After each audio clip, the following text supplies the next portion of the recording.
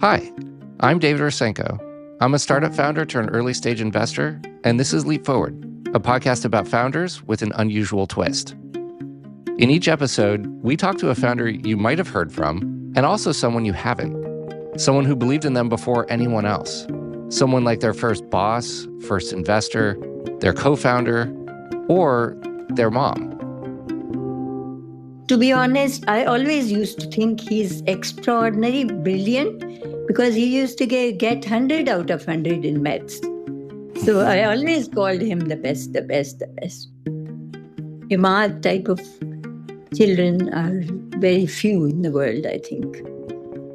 These conversations reveal something rare and honest. They help us see the moments before people made it big through the eyes of the people who knew them best then. Sean and Adrian, they're kind of rough around the edges. We were like, should we be concerned in terms of how they present? Like Adrian being a t-shirt that he'd worn for the last 24 hours, eating cornflakes in front of a client. It was amazing luck that Jessica was the perfect person to do this. It wouldn't have existed. I would never have thought about Y Combinator without her. I remember thinking to myself at that moment, like, when is the next time your best friend's going to ask you to start a company with him? Like, this is the once in a lifetime. These conversations reveal the moments things almost fell apart. We weren't really talking to our investors. We were scared to go talk to our investors because, we didn't really have anything impressive to show. And it was it was starting to feel kind of dire.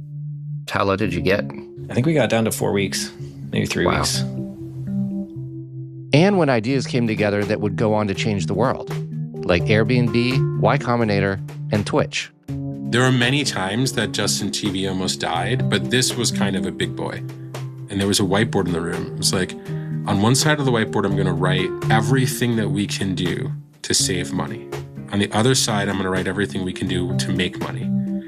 And we're not leaving this room until both sides of the whiteboard are completely covered.